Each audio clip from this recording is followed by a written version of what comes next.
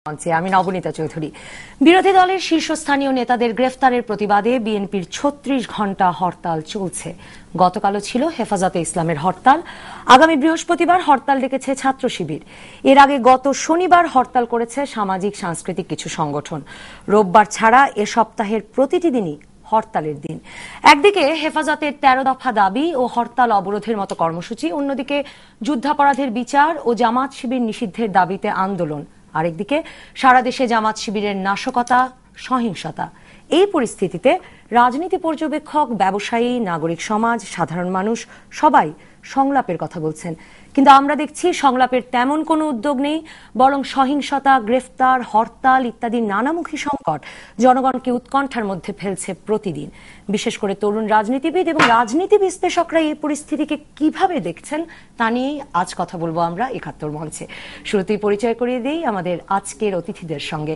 আমাদের সঙ্গে রয়েছেন বাংলাদেশ আওয়ামী লীগের কেন্দ্রীয় কার্যনির্বাহী সংসদের সদস্য জুনাইদ আহমেদ পলক এমপি, রয়েছেন সুচিন্তা ফাউন্ডেশনের নির্বাহী পরিচালক মোহাম্মদ এ আরাফাত, আছেন বিএনপির মানবাধিকার বিষয়ক সম্পাদক ব্যারিস্টার নাসির উদ্দিন অসীম এবং আইনজীবী ডক্টর তুহিন মালিক।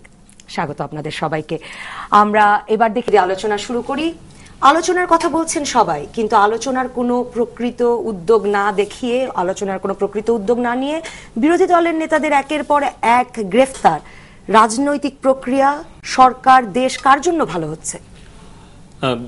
ধন্যবাদ। আজকে আসলে আমি বলবো যে এখানে সংলাপের যেই আহ্বান, সংলাপের যেই আমরা আহ্বানটা জানিয়েছিলাম বিরোধী দলের প্রতি, সেটা কিন্তু একদম পরিষ্কারভাবে বিরোধী দলের নেত্রী এবং বিরোধী দলের ভারপ্রাপ্ত মহাসচিব সহ তাদের শীর্ষ নেতৃবৃন্দ তারা প্রত্যাখ্যান করেছেন। প্রথম কথা হচ্ছে এইটা, মানে আপনাদের দিক থেকে তো কোনো কংক্রিট আহ্বান ছিল না। যে আহ্বান ছিল আমাদের দলের, আমাদের আওয়ামী লীগের সাধারণ সম্পাদক সৈয়দ আশরাফ সাহেব, উনি প্রেসের সামনে, মিডিয়ার সামনে উনি পরিষ্কারভাবে একটি শান্তিপূর্ণ সমাধানে এবং আগামী গণতান্ত্রিক প্রক্রিয়াকে, নির্বাচনকে একটা গ্রহণযোগ্য অবস্থায় নিয়ে আসার জন্য উনি কিন্তু আনুষ্ঠানিকভাবে প্রস্তাব জানিয়েছেন। কিন্তু সেটা জানানোর পরে আমরা পরের দিনই যে প্রতিক্রিয়াটা দেখলাম, মানিকগঞ্জ জনসভায় মাননীয় বিরোধী দলের নেত্রী এবং ভারপ্রাপ্ত মহাসচিব তারা সম্পূর্ণভাবে প্রত্যাখ্যান করেছেন। তারপরে আমরা যদি ঘটনাগুলো পর্যবেক্ষণ করি তাহলে দেখতে পাই যে সারা বাংলাদেশকে অস্থিতিশীল করার জন্য বিএনপি, জামাত, শিবির তারা কিন্তু এই চক্রান্তগুলো করেছে এবং একটার পর একটা হরতাল দিয়ে এই মাসেও কিন্তু প্রতিটি কর্মদিবসকে আমাদের জীবন থেকে বিচ্ছিন্ন করে দেওয়া হয়েছে।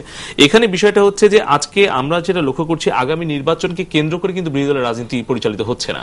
তাদের নির্বাচনটাকে মুখ্য হিসেবে না এনে তারা গৌণ হিসেবে রেখে তারা কিন্তু এই যে যুদ্ধাপরাধী বিচারটা যে চূড়ান্ত পর্যায়ে আছে, অর্থাৎ যদি আমরা বলি যে আপিল শুনানিটা শেষ হবে আগামী 2 মাসের মধ্যে, অর্থাৎ এই যে চূড়ান্ত নিষ্পত্তির পথে যত এগিয়ে আসছে, আমরা লক্ষ্য করছি যে বিএনপি, জামাত শিবির তত বেশি সহিংস হয়ে উঠছে।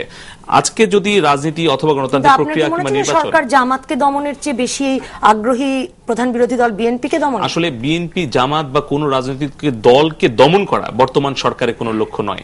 বর্তমান সরকারের লক্ষ্য হচ্ছে দেশের মানুষকে শান্তিপূর্ণ অবস্থা উপহার দেওয়া। এবং আপনি লক্ষ্য করে দেখবেন যে আজকেও কিন্তু বগুড়াতে একজন নিরীহ নিরপরাধ একজন ট্রাক ড্রাইভার, তাকে কিন্তু ইটের আঘাতে হত্যা করা হয়েছে। আজকে যেভাবে সারা বাংলাদেশকে অশান্তিকর অবস্থার মধ্যে ফেলা হয়েছে, ট্রেনের স্লিপার তুলে ফেলা হচ্ছে, সাধারণ মানুষের গণজীবনের কোন রকম নিরাপত্তা রাখা হচ্ছে না। এইটা যদি হতো কোনো সংঘবদ্ধ কোনো জঙ্গি গোষ্ঠী কিংবা সন্ত্রাসী বাহিনী কিংবা কোনো মৌলবাদী গোষ্ঠী, তাহলে কিন্তু এটা আমরা সম্মিলিতভাবে প্রতিহত করতে পারতাম। কিন্তু যখন একটি বৈধ নিবন্ধিত রাজনৈতিক দলের ব্যানারে একটি নিষিদ্ধ জঙ্গি রূপের আকার ধারণ করে যখন বাংলাদেশকে অশান্তিকর অবস্থায় ফেলা হয়, তখন কিন্তু সরকার উদ্বিগ্ন হয় এবং সরকারের দায়িত্ব বর্তায় যে বাংলাদেশের জনগণকে একটি শান্তিপূর্ণ অবস্থা, নিরাপত্তা দেওয়া সরকারের দায়িত্ব। আজকে সেই নিরাপত্তা দিতে গিয়েই আমরা যাদের যে সকল রাজনৈতিক নেতৃবৃন্দের বিরুদ্ধে এই ধরনের সহিংসতা কিংবা নাশকতার পরিকল্পনার সাথে সম্পৃক্ততা সরকার পেয়েছে, তদন্ত সাপেক্ষে তাদের বিরুদ্ধে আইনগত ব্যবস্থা নেওয়া হচ্ছে। এখানে কোন রাজনৈতিক দলকে দমন করার কোন উদ্দেশ্য আমাদের নেই। নাসির উদ্দিন অসীম, আপনি কি একে আইনগত ব্যবস্থা হিসেবে দেখেন আদৌ? আমি মানে কোনটা যে আইনের কাঠামোর মধ্যে, কোনটা আইনের কাঠামোর বাইরে, আমার একটু বোধগম্য না এখন। কারণ আমি পরিষ্কার একটা কথা বলি, আইনের শাসন এই দেশে নেই এখন। সুপ্রিম কোর্ট বলেন, সর্বনিম্ন আদালত যেটা, সেটার কথা বলেন। আপনাদের নিউজ হেডলাইনে যেটা দেখেছিলাম, আইন প্রতিমন্ত্রী মহোদয় বলেছেন নাশকতার কারণে গ্রেফতার করা হয়েছে বিএনপি শীর্ষস্থানীয় নেতাদের কথা। আইন প্রতিমন্ত্রী মহোদয় আপনার আইনজীবী, আমি ওনাকে সম্মান করি, শ্রদ্ধা করি, কারণ উনি আমার একজন কলিগ। ওনার একটু জানা উচিত ছিল যে বাংলাদেশের সুপ্রিম কোর্ট সর্বোচ্চ আদালত, সুপ্রিম কোর্ট যখন কাউকে জামিন দেয় তখন সর্বনিম্ন আদালত যেটা থাকে, যে টিয়ার মানে লোয়ার মানে in terms of lower hierarchy, সর্বনিম্ন আদালত যেটা, সেটা কনভেনশন, যেটা কাস্টম, যেটা সেটা হচ্ছে সুপ্রিম কোর্টকে ফলো করা। যে সুপ্রিম কোর্ট বিএনপির নেতাদেরকে জামিন দিয়েছে, অতএব নিম্ন আদালত জামিন দিতে পারে।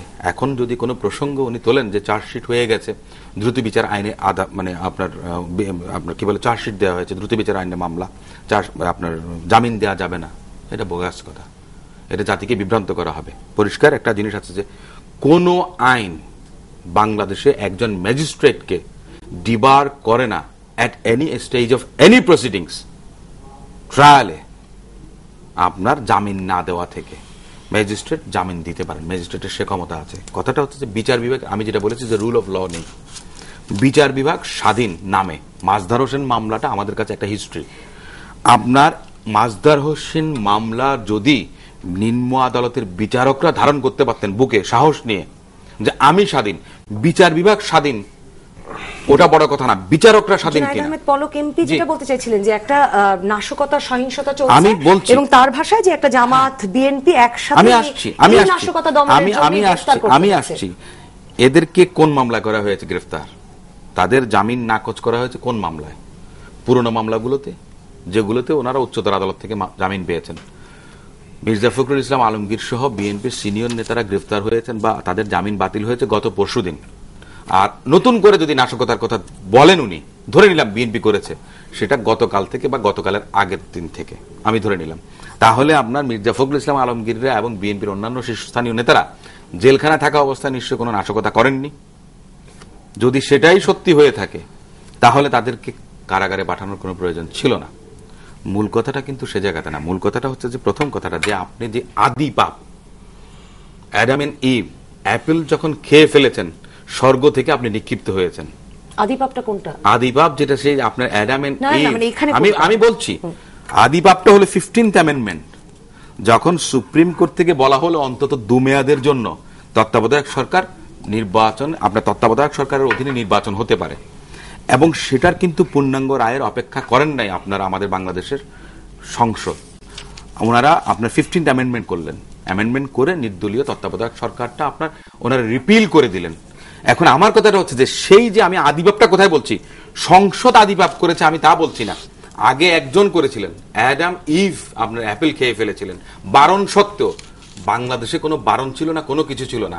আপনার সকলে মিলে মনে করেন যে ইভেন যে সুপ্রিম কোর্ট পরবর্তীতে আমাদের মাননীয় প্রধান বিচারপতি ওনাদের ডেভিয়েশন, আমি একটু শেষ করে নিই, ডেভিয়েশন যেটা ছিল, যে শর্ট জাজমেন্ট যেটা ছিল, অপারেটিভ পোর্শনটাকে উনি চেঞ্জ করে ফেলেছেন।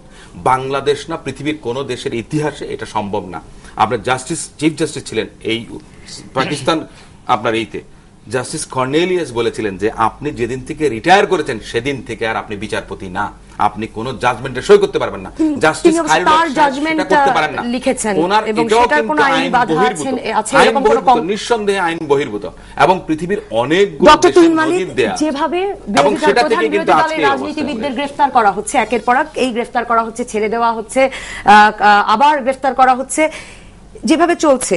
ব্যারিস্টার নাসিরউদ্দিন অসীম তার মত দিলেন, এটা কি মানে আইনের শাসনের প্রতিফলন ঘটছে? মানে তারপর আইন প্রতিমন্ত্রী যদি বলেন যে নাশকতা দমনের জন্য করা হচ্ছে, আপনি কতটা কনভিন্সড? জি, আপনার শিরোনামে যেটা দেখা গেছে যে আমাদের শ্রদ্ধেয় আইন প্রতিমন্ত্রী মহোদয় বলেছেন যে নাশকতা দমনের জন্য কথাটা উনি উল্লেখ করেননি, উনি বলেছেন যে নাশকতার ষড়যন্ত্রের জন্য তাদেরকে গ্রেফতার করা হয়েছে।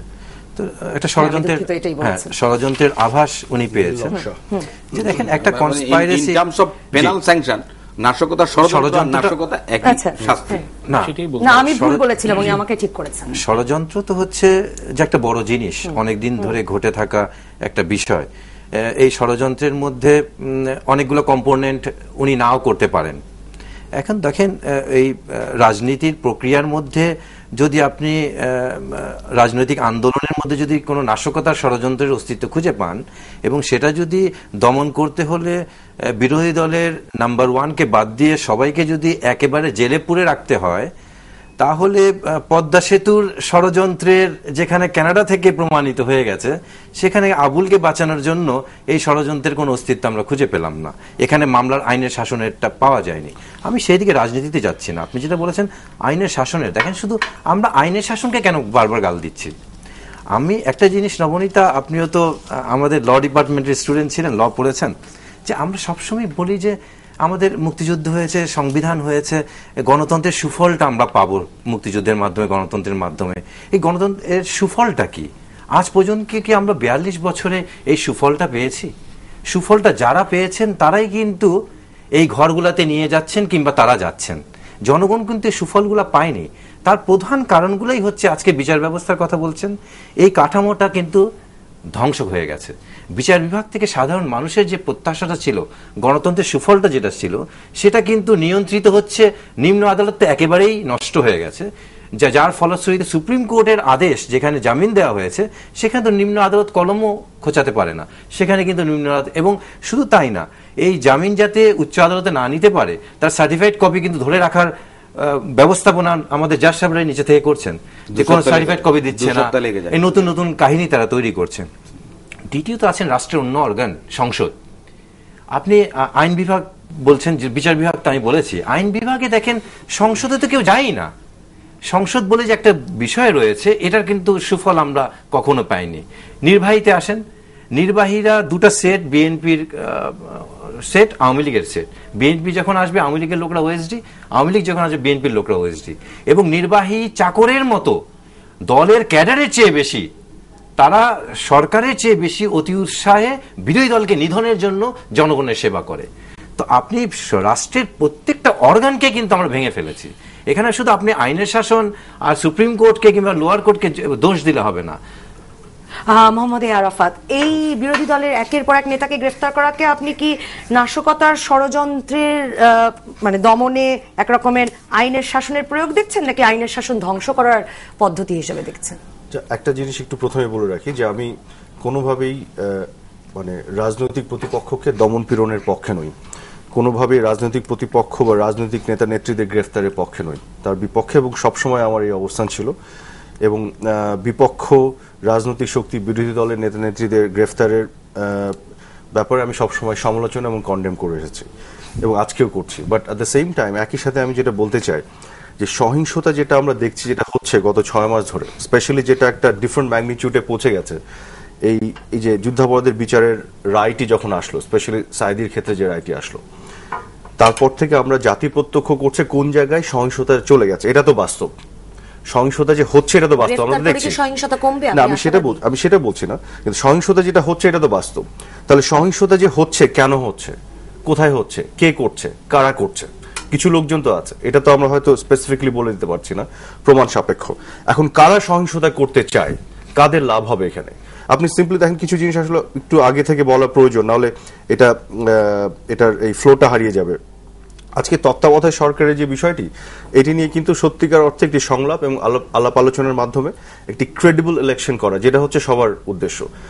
তত্ত্বাবধায়ক সরকার is not the objective. Objective হচ্ছে একটা free and fair and credible election, যেখানে দুটো দলেরই আস্থা থাকবে, ওটা বাংলাদেশের মানুষ এই আস্থায় নেবে। সেরকম একটি ফর্মুলা চক আউট করা, এক্স্যাক্টলি সেরকম একটা ফর্মুলা চক আউট করা অসম্ভব না। কিন্তু সেই বিষয়গুলোর দিকে না এগিয়ে একেবারে সরাসরি ভাবে দেখুন, আপনি সহিংসতার পথে এগিয়ে যাচ্ছে যে রাজনৈতিক দলগুলো, এইখানে সরকার কিন্তু দেখুন একটা জিনিস খেয়াল করেন, সরকার কিন্তু ইজ লাইক এ রেফারি।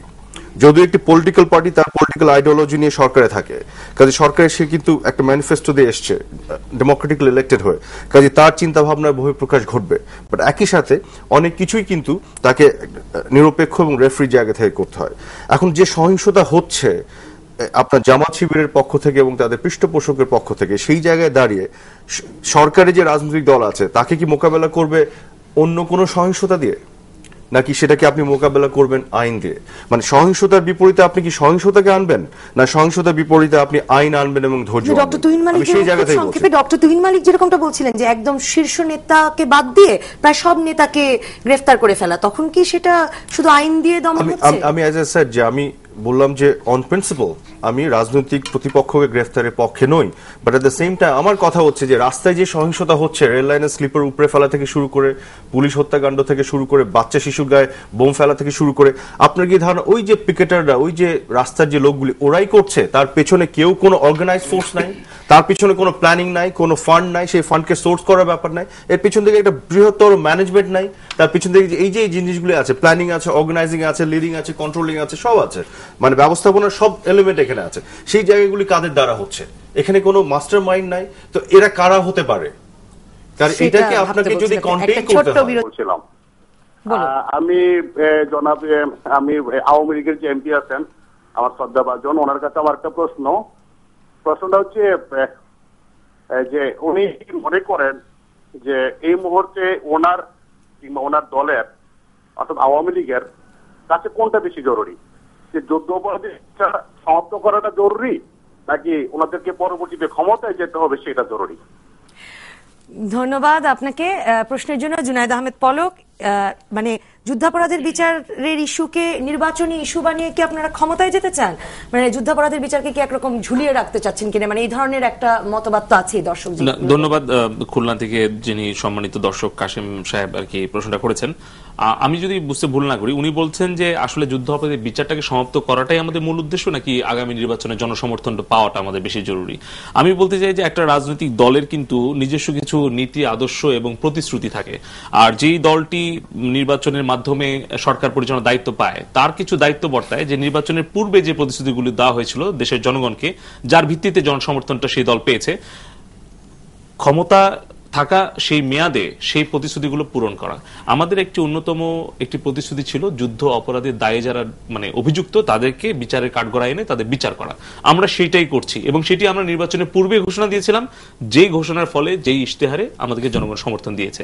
তো এখানে একমাত্র বা প্রধান আমাদের কাজ না যে শুধুমাত্র একটা বিচার কাজ করা, কিন্তু আমাদের প্রতিশ্রুতি যতগুলি ছিল, যেরকম আমাদের দ্রব্যমূল্য ঊর্ধ্বগতি রোধ করা, আমাদের ঘরে ঘরে বিদ্যুৎ দেওয়া, আমাদের যোগাযোগ অবকাঠামো রক্ষা করা, আমাদের শিক্ষার বিস্তার করা, আমাদের রপ্তানি বৃদ্ধি করা, জনশক্তি বৃদ্ধি করা, এই সকল বিষয়ের সাথে সাথে আমাদের একটা অন্যতম প্রতিশ্রুতি ছিল যুদ্ধ অপরাধের বিচারের কাঠগড়ায় এনে তাদেরকে বিচার কাজ সম্পন্ন করা। তো আমরা সেটাও করছি এবং পাশাপাশি যদি উনি মনে করেন যে আগামী নির্বাচনে জনসমর্থন পাওয়ার জন্য এইটার পাশাপাশি আরো অন্যান্য ইস্যুগুলিও আছে, সেগুলো সরকার কিন্তু সচেতন রয়েছে। আমি ধারণা করি যে উনি ওই লাইনেই প্রশ্ন করেছেন কিনা আমি জানি না, যে এরকম একটা আলোচনা তো আছেই যে আওয়ামী লীগ নাকি যুদ্ধাপরাধের বিচারটাকে ঝুলিয়ে রাখতে চায় এবং সেই জন্যই বিএনপি কে কোনো এই বিষয়ে কোনো আস্থায় নেওয়ারও তারা চেষ্টা করছে না এবং এটাকেই তারপরে আবারও নির্বাচনে ব্যবহার করবে। আমি একটা পরিষ্কার ভাষায় বলতে চাই, সেটা হচ্ছে যে আমাদের এখানে সরকারের অবস্থান খুবই পরিষ্কার, বরঞ্চ প্রধান বিরোধী দল তারা কিন্তু এই ধরনের সন্দেহ, এই ধরনের বিভ্রান্তিকর, এই ধরনের অসত্য কিছু তথ্য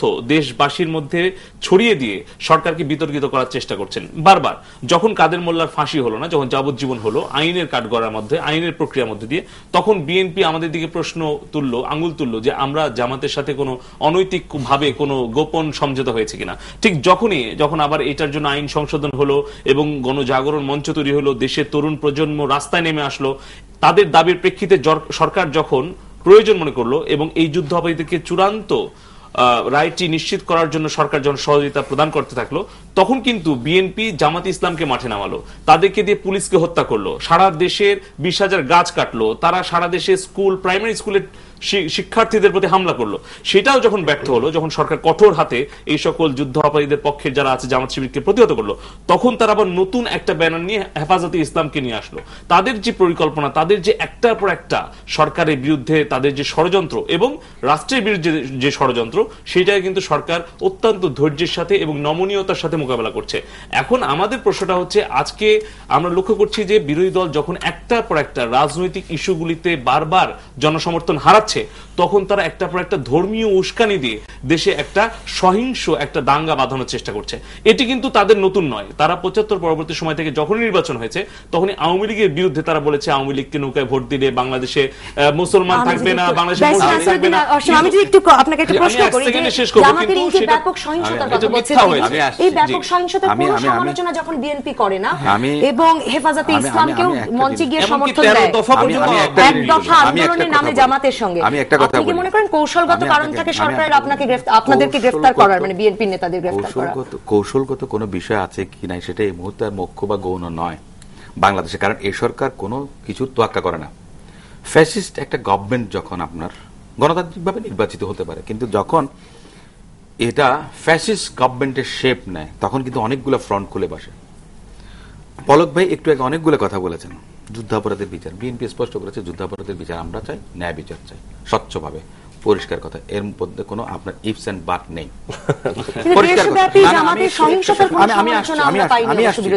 আমি আসছি একটু কথা বলছি। বাংলাদেশে মানুষ এটা বিশ্বাস করে অসীম ভাই?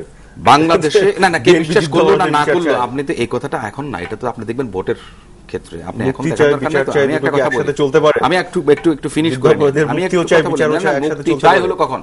মুক্তি চাই কখন বলেছে? যখন আপনি এই ট্রাইব্যুনাল নিয়ে বিতর্ক হয়েছে, যেখানে গোটা না আমাকে ফিনিশ করতে দেন, গোটা দেশ ফাঁসি চায়, আপনি কিভাবে বলেন এই কথাটা ফাঁসি চায়? আপনি যদি সেন্সিবল এন্ড রিজনেবল মানুষ হন, আপনি একজন শিক্ষক, আমি যেটা জানি একটা বিশ্ববিদ্যালয়, আপনি কি এটা শেখান? শুনেন, এটা হচ্ছে আমি একটা কথা বলি, গোটা দেশ আপনি এইটাই হলো গিয়ে সবচেয়ে খালেদা জিয়া বলছেন, এইটাই আমি আপনাকে বলি, এটাই হলো সবচেয়ে বড় আপনার ডিজাস্টার, যে ফাঁসি চাই। চুরি করলাম আমি 7 বছর সর্বোচ্চ জেল, আপনি এসে বললেন যে ফাঁসি চাই। এটা কমপ্লিটলি ডিফারেন্ট থিং। আমি ওই আমি একটা কথা বলি, আমি আপনাকে বলছি অপরাধের জন্য সর্বনিম্ন শাস্তি ফাঁসি। ইট ডিপেন্ডস, কারণ এর চেয়ে বড় ফাঁসি না। Each and every individual's criminal act and culpability should be taken into consideration. Of course. সেটাই তো, বাট যে অপরাধ হচ্ছে তো আমরা জানি। আপনি অপরাধ করেছে প্রমাণ করেন কোর্টে, আমি এই বিতর্কে প্লিজ আমি আপনার সঙ্গে এই বিতর্কে যাব না জনাব আরাফাত। আমি পলক সাহেবের যে বক্তব্যটা আমি আপনাকে বলি, উনি আমার প্রতিপক্ষ রাজনৈতিকভাবে, উনি বাংলাদেশ আওয়ামী লীগ, ওনার গায়ের রংটা আমি জানি, উনিও জানেন আমার গায়ের রংটা, আমি ওনার কথাগুলোর উত্তর দিই। হেফাজতে ইসলামের কথা বলেছেন, হেফাজতের ইসলামকে বিএনপি নামিয়েছে, হেফাজতে ইসলামের কাছে মাহমুদ হাসান সাহেব যান নাই, হুজুরের কাছে যান নাই, শফি হুজুরের কাছে, আপনার দল আপনার নেত্রীর পক্ষ থেকে আপনি আসেন। হেফাজত ইসলাম যখন শান্তিপূর্ণভাবে লাখ লাখ মানুষ নিয়ে সমাবেশ করেছে, স্বরাষ্ট্রমন্ত্রী ধন্যবাদ জানিয়েছে, এবং স্বরাষ্ট্রমন্ত্রী আপনার খুব পুলকিত হয়ে বললেন যে ওনাদের যে 13 দফা দাবি আমরা সেটা বিবেচনা করে দেখব বা পরীক্ষা নিরীক্ষা করা হচ্ছে। আপনারা দয়া করে আপনি যে কথাটা বলেছেন বিএনপি নামিয়েছে, অতএব এই বিতর্কে যাবেন না প্লিজ। আপনারা already you have entered into that politics as well. আপনারা, আমি যেটা বলছিলাম যে ফ্রন্ট অনেকগুলো খুলেছেন, আপনারা গণজাগরণ মঞ্চ খুঁজেছেন, হেফাজতে ইসলাম, আমি যদি বলি যে গণজাগরণ মঞ্চটা কি হচ্ছে, হেফাজতে দুর্নীতি, হেফাজতে হলমার্ক, হেফাজতে ডেস্টিনি, এটা ছাড়া তো এর বাইরে কিছু না। কিন্তু তাদের 13 দফা দাবির সাথে আসলে ওইসব দুর্নীতি বা তারা এগুলা কোনো কিছু, এগুলো কেন দিব? ওর নামই তো হেফাজতে ইসলাম, তারা চাইছে নারী পুরুষের অবাধ ওদের না, ওদেরটা হচ্ছে হেফাজতে ইসলাম। কেন ইসলামে কি দুর্নীতি জায়েজ আছে? নিয়ে আমি তারা দুর্নীতি প্রসঙ্গে কোনো কথা বলেনি। আমি আপনাকে বলি, ওদের দরকার ছিল ইসলামে দুর্নীতি জায়েজ আছে না নাই, তারা তাদেরটা চাচ্ছে, তাদেরটা চাইতে গেলে দুর্নীতি আসে কি নাই সেটা তারা করতে পারবে। আমরা তো আমাদের থেকে তো বলা হয়নি, আমাদের থেকে তো বলা হয়নি, শীর্ষ নেতারা গিয়েছেন, আমাদের থেকে কখনোই বলা হয়নি মঞ্চে গিয়ে। কিন্তু আপনারা ধরেন, আমি যদি আপনাকে যে প্রশ্নটা করেছিলাম ব্যারিস্টার অসীম, আপনি যদি, আমি যদি ব্যারিস্টার অসীমের কাছ থেকে যদি উত্তর পাই যে চলাফেরা বলতে কি বুঝেন, বাদ মানে কি জানেন? বৈধ, আর অবাধ মানে অবৈধ। আমি আপনাকে একটা কথা বলি, আপনিও বিদেশ গেছেন, জনাব আরাফাত উনিও, আমরা যদি আজকের ইস্যুতে থাকি, ব্যারিস্টার অসীম উনিও পাশ্চাত্যের শিক্ষায় শিক্ষিত এবং দীক্ষিত। অবসিন এন্ড ইনডিসেন্ট বলে একটা ম্যানার আছে, বাংলাদেশে কি এই ধরনের অবসিন হয়ে উঠেছে নারী পুরুষের বিচরণ, যে আমি বলছি না, শুনেন, সরি, ওটা আমি বলিনি, ওটা তারা বলেছে। আমি যে প্রশ্নটা করেছিলাম, জামাতের সঙ্গে এক দফা আন্দোলনে নামার পরে কি সরকারের কৌশলগত কারণ থাকে বিএনপির নেতৃত্বকে গ্রেফতার করার, যুদ্ধাপরাধী? আমি শুনেন, আমি সেটা ওই বিতর্কে যাব না। বিতর্কটা হচ্ছে ওই এক জায়গাতেই যে তত্ত্বাবধায়ক সরকার, আমি যেটা বলেছি আদিপাত, আমি এখনো বলছি স্পষ্টভাবে, বাংলাদেশের যে সংকট এখন, আমাদের যুদ্ধাপরাধের বিচার না তত্ত্বাবধায়ক সরকার ব্যবস্থা বাতিল, কোনটি আসলে এই এত বড় ব্যাপক সহিংসতা উস্কে দিল, নাকি এটাই আমাদের 42 বছরের রাজনৈতিক চর্চা? দেখুন, আপনি হেফাজত বলেন, যুদ্ধাপরাধী বলেন, বঙ্গবন্ধুর 6 দফা বলেন, সবকিছুই কিন্তু ধর্মকে নিয়েই, ধর্মকে বাদ দিয়ে নয়। আমরা তো এটা খুব কাছাকাছি সময়েও দেখেছি যে নৌকার মালিক তুই আল্লাহ।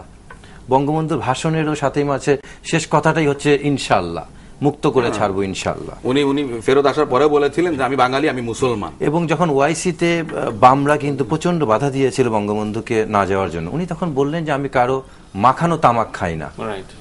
তো এটা যে এই অর্থে যে আওয়ামী লীগ ধর্মের বাইরের কেউ, তা কিন্তু না। কিন্তু আওয়ামী লীগের যে দেখেন, যেটা আজকে যে সমস্যাটা হয়েছে, যে একটা দলের 13টা দফা কিংবা 16টা দফা 21টা দফা এর আগে ছিল, বঙ্গবন্ধু 6 দফা ছিল, আপনার শহীদ জিয়ার 19 দফা ছিল, ওনারা হয়তো জানেনই না 19 দফা কি। একটা দুইটা দফাই হয় মুখ্য।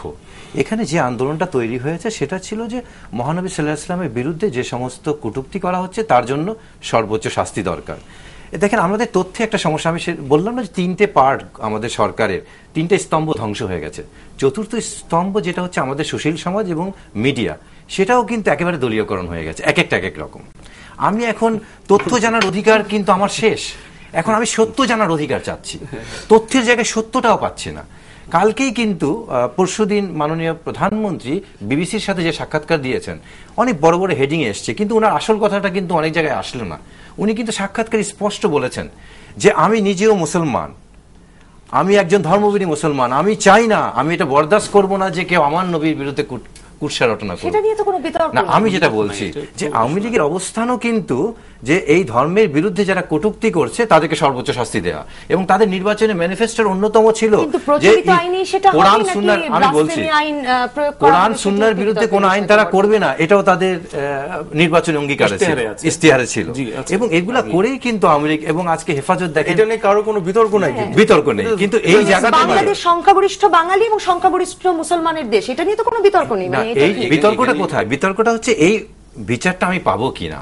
এই বিচারটা যখনই চাওয়া হয় তখনই সবাই মিলে ঝাঁপিয়ে পড়ে এই বিচারটাকে রোখার জন্য। শুধু এইখানে না, ওয়াইসিতে যতবার এই ইসলামের অবমাননার জন্য আইন করা হয়েছে তখন কিন্তু পশ্চিমা বিশ্ব এটাকে নজরদারি করে রেখেছে, যার ফলশ্রুতিতে মিশরের প্রতিনিধি আপনার তারিক খালিলি, উনি সেখানে জোর করে বক্তব্য দিলেন যে এভাবে করলে ইসলামের মধ্যে বড় ধরনের আস্থাহীনতা তৈরি হবে বিশ্ব সম্প্রদায়ে। এবং আমাদের দেশেও যে এখন যখনই আপনি এটার বিরুদ্ধে যেতে চাইবেন, এই আল্লাহ নবীর সম্মানের জন্য যেতে চাইবেন, দেখেন আমাদের দেশে আমাদের সংবিধানে, একটু আমি শেষ করি, একটা মিনিট, সংবিধানে দেখেন জাতির পিতার ছবি বাধ্যতামূলক করা হয়েছে, তার অবমাননা হলে বড় ধরনের অপরাধ। আমাদের কোর্টে যদি কোনো আমরা আইন অবমাননা করি, কোর্ট অবমাননা করি, বড় ধরনের বিচারের সম্মুখীন হতে হয়। আমি যদি কোনো মন্ত্রীর বিরুদ্ধে কথা বলি 3 কোটি 10 কোটি টাকার ক্ষতিপূরণের মামলা হয়। প্রধানমন্ত্রীর বিরুদ্ধে কোথাকারকে অস্ট্রেলিয়াতে বলেছে তাকে তারও চলে গেছে, অথচ এই সংখ্যাগরিষ্ঠ মুসলমানের যিনি জীবনের চেয়ে প্রিয়, তার জন্য কোনো অবমাননার আইন নাই। আর এটা চাইতে হলেই শেষ মৌলবাদী হয়ে গেল। এটা কি ধরনের ন্যায় বিচার, কি ধরনের গণতন্ত্র? তার আগে আমরা দেখি রাজনীতি দিয়ে রাজনীতিকে মোকাবেলা করতে হবে। তো রাজনীতি দিয়ে কি রাজনীতির মোকাবেলা চলছে, নাকি সহিংসতা, আইন আদালত সবকিছু যথেচ্ছ ব্যবহার? আমি বলছিলাম যে সহিংসতা হচ্ছে, এটা তো দৃশ্যমান আমাদের সামনে হচ্ছে। এই সহিংসতাকে কি আপনি সহিংসতা দিয়ে মোকাবেলা করবেন, নাকি সেটাকে মোকাবেলা করবেন আইন দিয়ে? যেটা বললাম যে একটি পলিটিক্যাল পার্টি সরকারে থাকে, তার রাজনৈতিক দল হিসেবে তার যেমন একটা অস্তিত্ব আছে, একই সাথে সরকার হিসেবে সে কিন্তু একটা রেফারি ভূমিকা পালন করে। এখন সহিংসতা কমবে কিভাবে? না, সেখানে আমি বলছি, সেখানে যেটা হচ্ছে যে এখানে আইনের প্রয়োগ তো থাকতেই হবে। এটা সিম্পলি একটা ইকুয়েশনস আপনি দেখেন যে সহিংসতা হচ্ছে এটা তো বাস্তব আমরা দেখছি, এবং কোন ম্যাগনিটিউডে হচ্ছে। এই সহিংসতাগুলো কারা করছে, তার পেছনে কারা আছে, কোনো অর্গানাইজ ফোর্স ছাড়া, কোনো প্ল্যানিং ছাড়া, কোনো প্রপার ব্যবস্থাপনা ছাড়া এই সহিংসতাগুলি হচ্ছে, একা একাই হয়ে যাচ্ছে। এটা কি হতে পারে? তো সেই জায়গায় আপনি আইনটা কি বলে, আপনি আইনের প্রপার প্রয়োগটা করবেন কিনা। আই আন্ডারস্ট্যান্ড যে আমাদের বিভিন্ন ইনস্টিটিউশনাল ল্যাকিংস আছে, ঘাটতি আছে। ট্রেডিশনালি এটা ছিল, আমরা তৃতীয় বিশ্বের দেশ, ডেমোক্রেসি এখন ওইভাবে প্র্যাকটিস করে ম্যাচিওর হতে পারি নাই। এই সমস্যাগুলি আছে, গতকালও ছিল, তার আগের বছরও ছিল, আমরা ট্রেডিশনালের মধ্যে ছিলাম। কিন্তু বেসিক জায়গাগুলো তো আমাদের মানে মাথায় রাখতে হবে। সেখানে আপনার আইনের প্রয়োগ তো থাকতে হবে, করেছি তো আমরা, এমন তো না যে এটা হয়নি আমাদের আইনের প্রয়োগ।